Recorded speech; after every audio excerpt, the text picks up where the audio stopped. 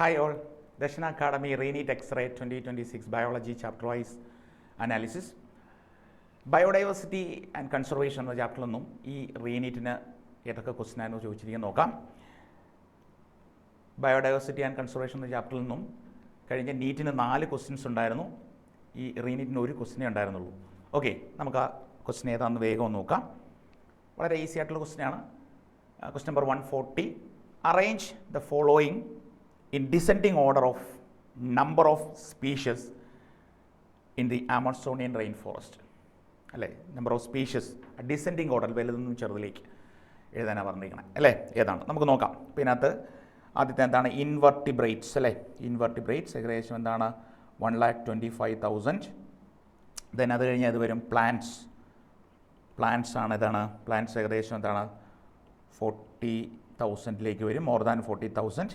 Then അത് കഴിഞ്ഞാൽ ഫിഷസിൽ ഏകദേശം 3,000, മോർ ദാൻ 3,000.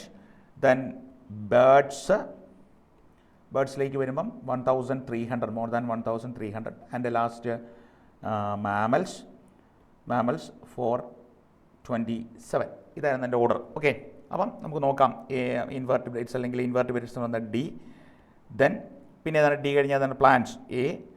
ദെൻ അത് കഴിഞ്ഞാൽ ഏതാണ് നമ്മുടെ ഫിഷസ് സി. ദെൻ അത് കഴിഞ്ഞാൽ ഏതാണ് ബേർഡ്സ് എന്ന് പറയുന്നത് ബി. ആൻഡ് ലാസ്റ്റ് എന്ന് പറയുന്നത് ഇ. ഓക്കെ, അപ്പോൾ അങ്ങനെ ഒരു ഓപ്ഷൻ ഉണ്ടോ?